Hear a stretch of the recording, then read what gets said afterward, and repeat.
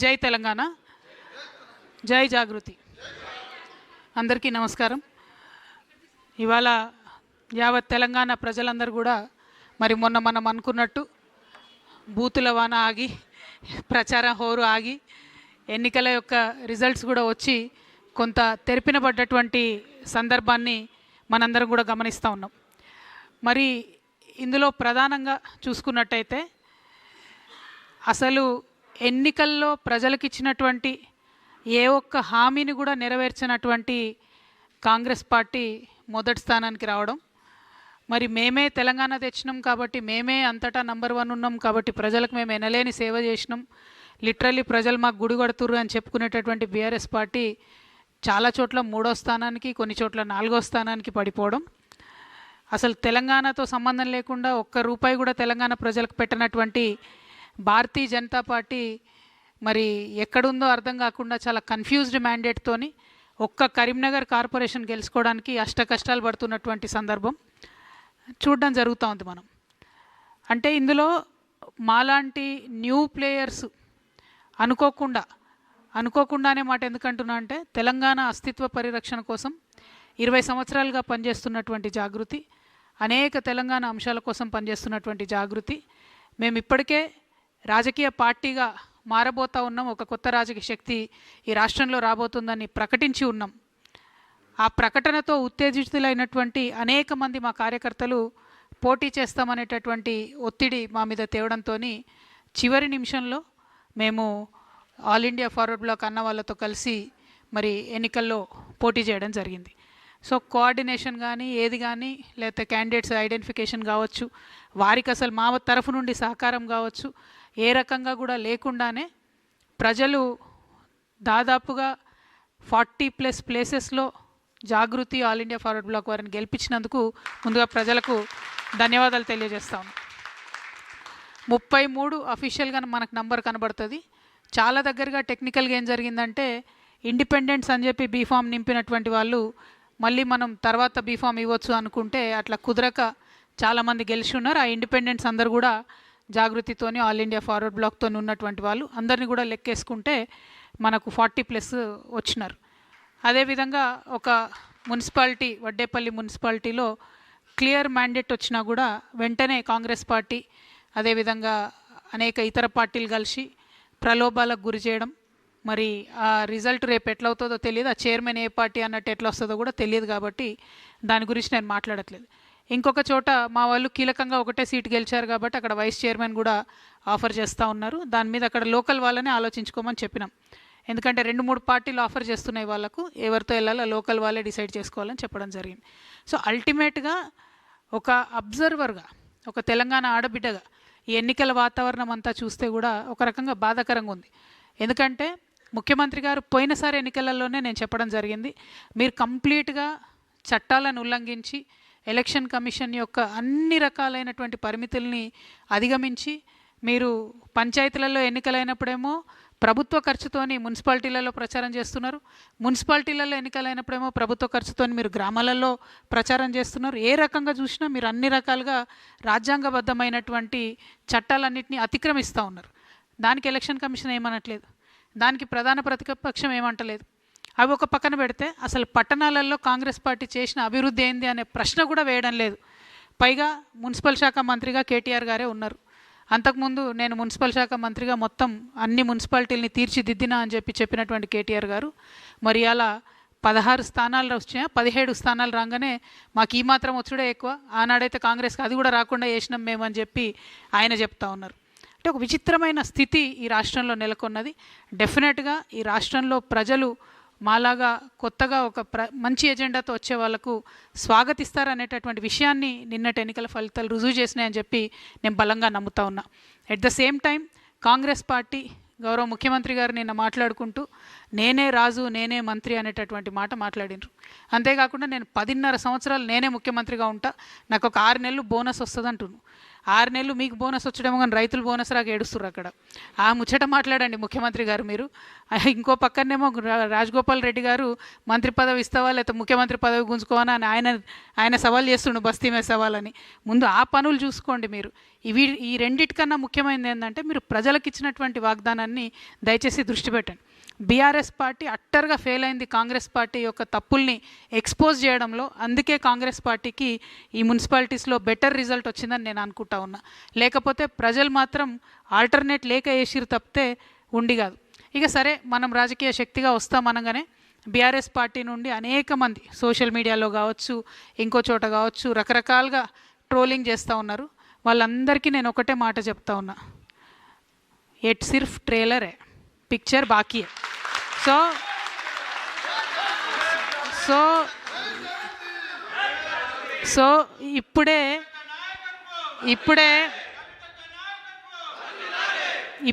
తొందరపడి మాట జారకండి, కారు కూతలు కుయ్యకండి. ఇప్పటికన్నా సరిదిద్దుకోండి.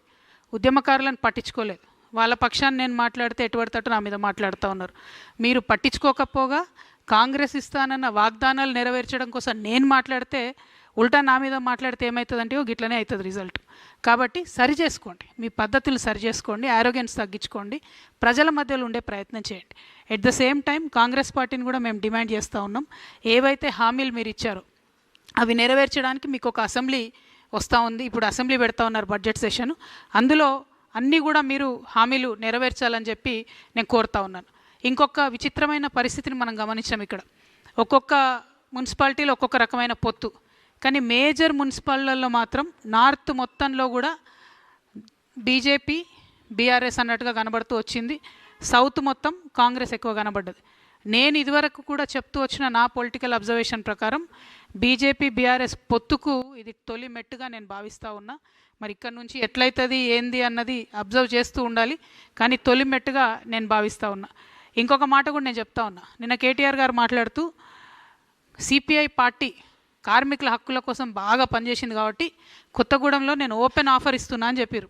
అంటే బీఆర్ఎస్ పార్టీ ఎంత దుస్థితికొచ్చిందంటే, మనం ఇదివరకు సిపిఎం పార్టీని తోక పార్టీ అనేది బీఆర్ఎస్ వాళ్ళు, అంటే ఇప్పుడు ఆ తోక పార్టీకి తోకగా మారిపోయింది బీఆర్ఎస్ పార్టీ.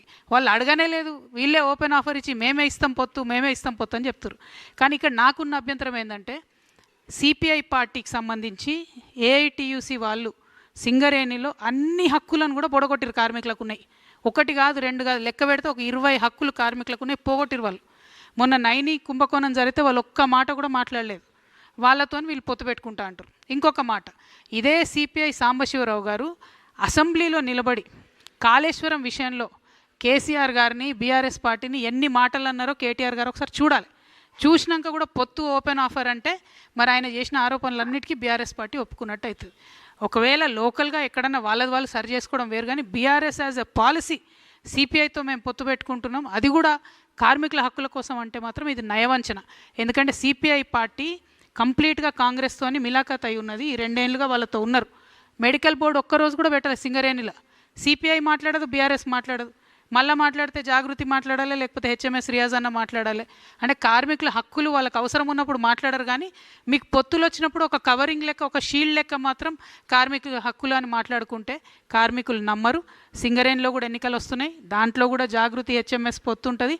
అప్పుడు కూడా మా యొక్క ఏదైతే కార్మికులకు మనం చేసినటువంటి అంశాలు ఉన్నాయో కార్మికుల దయతోని మా పవర్ ఏందో కూడా చూపించే ప్రయత్నం చేస్తామని తెలియజేస్తూ, మరి ఏఏఎఫ్బికి సంబంధించి జోజిరెడ్డి అన్న ఉన్నారు, వారిని మాట్లాడవలసిందిగా కోరుతాను. ముఖ్యంగా తెలంగాణ ప్రజలందరికీ కూడా ఆల్ ఇండియా ఫార్వర్డ్ పార్టీ పక్షాన మా పార్టీ జాగృతి పార్టీ 2 కలిసి, ఉద్యమ సంస్థ జాగృతి, ఈ 2 కలిసి కూడా పోటీ చేస్తే ఇంతమందిని గెలిపించడం అనేది చాలా సంతోషం. అదేవిధంగా వారందరూ కూడా ప్రత్యేకంగా కృతజ్ఞతలు. ఈరోజు చాలా విషయాలు జాగృతి అధ్యక్షురాలుగా చెప్పడం జరిగింది. దీంట్లో ముఖ్యంగా నేను చెప్పదలుచుకుంది బీజేపీ. ఈ బీజేపీ పార్టీ కరీంనగర్, నిజామాబాద్ రెండిట్లలో కార్పొరేషన్స్లో ముందడుగేస్తుంది. చాలా సవాళ్ళు విసిరారు బండి సంజయ్ గారు కేంద్ర మంత్రిగా ఉండి, కానీ బీజేపీకి ఫుల్ మెజార్టీ రాలే. కరీంనగర్లో కూడా ఎన్నో కోట్ల రూపాయలు ఖర్చు పెట్టినా కూడా రాని పరిస్థితుల్లో మా పార్టీలో గెలిచిన వాళ్ళకి కండవ కప్పే ప్రయత్నం చేస్తున్నారు.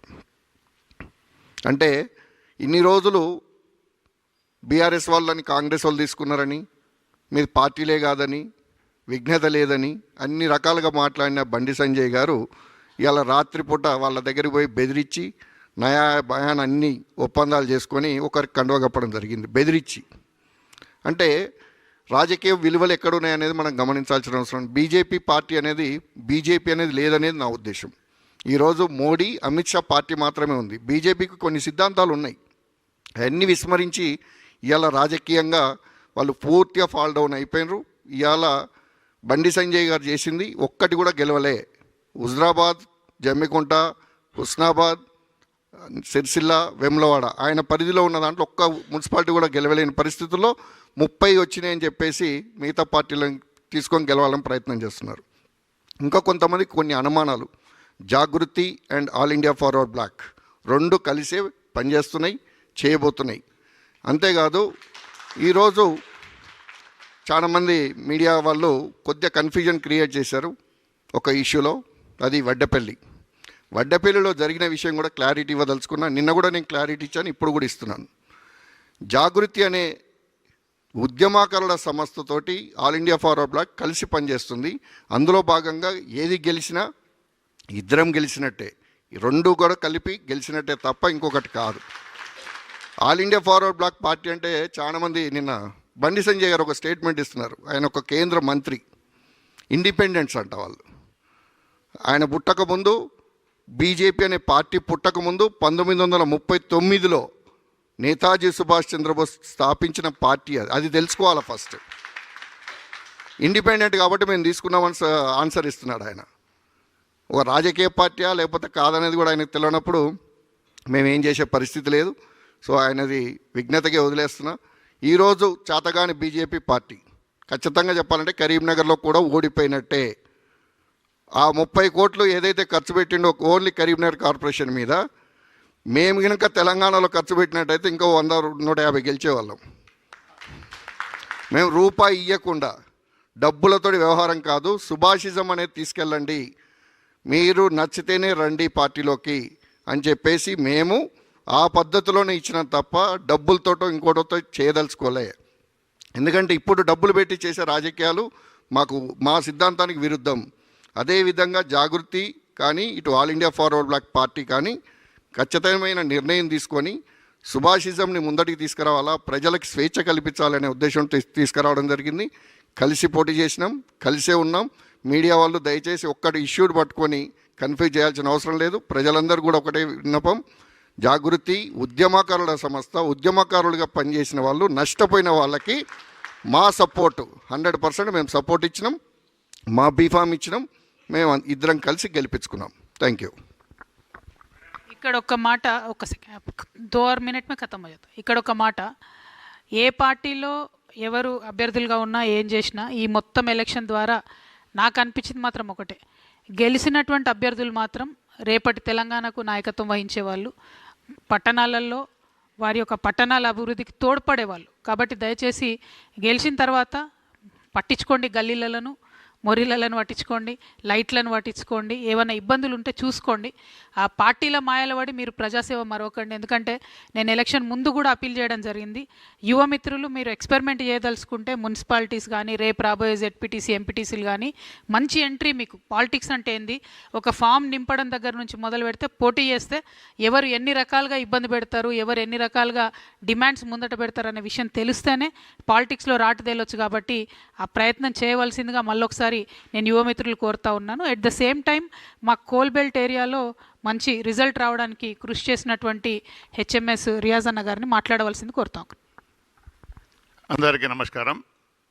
ఉత్తర తెలంగాణలో సిపిఐ కంప్లీట్ కొలాప్స్ అయిపోయింది, ఎక్కడ రాలేదు.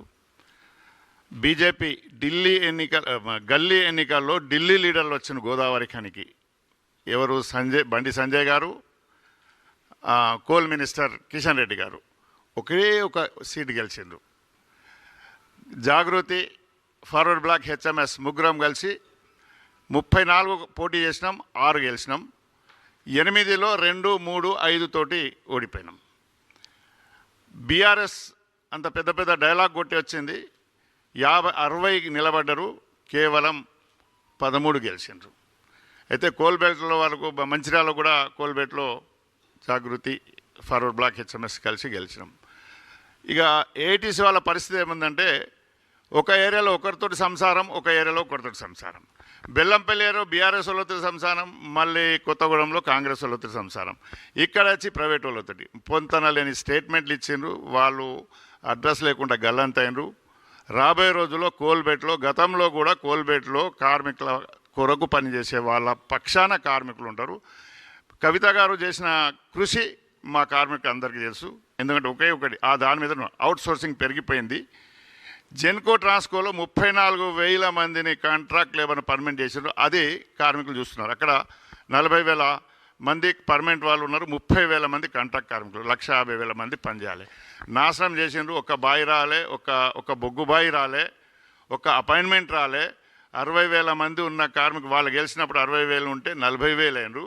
కనుక కోల్బెల్ట్ 100% ఫార్వర్డ్ బ్లాక్, జాగృతి, హెచ్ఎంఎస్ కలిపి ప్రభుత్వంలో వచ్చే ప్రయత్నం మేము చేస్తున్నాం. ఇది ఎగ్జాంపుల్, ఇది చిన్న టెస్ట్ చేసినాం. టెస్ట్లో సక్సెస్ఫుల్ అయినామనేది తెలియపరుస్తున్నాం. అదేవిధంగా తెలంగాణలో అతిపెద్ద పరిశ్రమ నైనీ ప్రాజెక్ట్ గురించి మీకు తెలుసు. నైనీ ప్రాజెక్ట్ ఏం కొట్లాట లేదు, కాంట్రాక్టర్ల కొట్లాట. లొటపెట పెద్దలకు నక్కలు ఆశపడ్డట్టు అటు బీఆర్ఎస్ కాంట్రాక్టర్లు, అటు కాంగ్రెస్ కాంట్రాక్టర్లు, ఇటు బీజేపీ కాంట్రాక్ట్ కలిసి చేసి దాని మీద కూడా మేము మేడం గారి ఆదేశంతో అక్కడ పోతున్నాం. అక్కడ కంపెనీ కార్మికులతో చేయాలని, కంపెనీ కార్మికులతోటే పర్మనెంట్ కార్మికులతోటే పని చేయించాలనే డిమాండ్ తోటి మేము ముందుకు పోతున్నాం. సింగరేణిని కాపాడుకుంటాం. రాబోయే రోజుల్లో జాగృతి, ఫార్వర్డ్ బ్లాక్, హెచ్ఎంఎస్ కలిసి జెండా లేపుతాం తెలంగాణలో అన్నది మా అభిప్రాయం. అన్న చెప్పాలనుకున్నది ఒక పాయింట్ ఏంటంటే రామగుండంలో అదే రామగుండంలో మక్కాన్ సింగ్ ఎమ్మెల్యే గారు బోలే నిన్న రాత్రి గుండాలాగా ప్రవర్తిస్తున్న కాంగ్రెస్ పార్టీ గుండాయిజం, రౌడీ షీటర్లాగా పనిచేస్తున్నారు. గెలిచిన గంటకే మా వాళ్ళ నలుగురిని తీసుకుపోయి కణవాలేసి ఫోటోలు దిగింది తప్ప వాళ్ళు ఎవరు పోలే. మళ్ళీ మనం అందరం మాట్లాడుతున్నాం. అది విప్ కూడా జారీ చేయాల్సిన అవసరం ఉంది. కనుక వాళ్ళు భయపడి మళ్ళీ పొద్దున నాకు అన్న వాడు బెదిరిస్తే వాడు ఎమ్మెల్యే కదా, ఇక్కడ ఉన్నాడు కదా, వాడు బెదిరిస్తే ఇదేం వర్డ్స్ అన్నారు. నేను అనే మాటలు కాదు అది, వాళ్ళు అన్నమాట. మేము ఎటు పోలేదు, మీతోటే ఉంటాం, మీతోటే ఉన్నామని చెప్పడం జరిగింది. కనుక గుండాయిజం, దాదాగిరి, కోల్బెల్ట్ ఏలియోడ్ నడవది. 1-2 నిమిషాలకే, దాని తర్వాత మళ్ళీ మనతోటి ఉంటారనేది మీకు తెలియపరుస్తున్నాం. అంటే ఓవరాల్గా ఇక్కడ ఎలక్షన్ ప్రొసీజర్స్ కౌంటింగ్ రిపీటెడ్గా మళ్ళీ చేయించడం. మంచిర్యాల్లో ఒక 2-3 చోట్ల ముందు ఏఎఫ్బి వాళ్ళు గెలిచినారని చెప్పి ప్రకటన వచ్చిన తర్వాత కూడా లేదు మళ్ళీ రీకౌంటింగ్ అని చెప్పి 5 ఓట్లు తక్కువ ఉన్నాయి, 2 ఓట్లు తక్కువ ఉన్నాయని మళ్ళీ కాంగ్రెస్ పక్షాన చేసిండ్రు. కరీంనగర్లో కూడా అట్లే చేసిండ్రు, గోదావరి కన్లు అట్లే చేసిండ్రు. అంటే చాలా చోట్ల అధికార పార్టీ దుర్వినియోగానికి పాల్పడడం కూడా ప్రజల దృష్టిలో ఉండాలని చెప్తా ఉన్నాం. బట్ ఎనీవే అన్నీ జరిగి 18th తర్వాత చైర్మన్లు అన్నీ ఎన్నికవుతారు.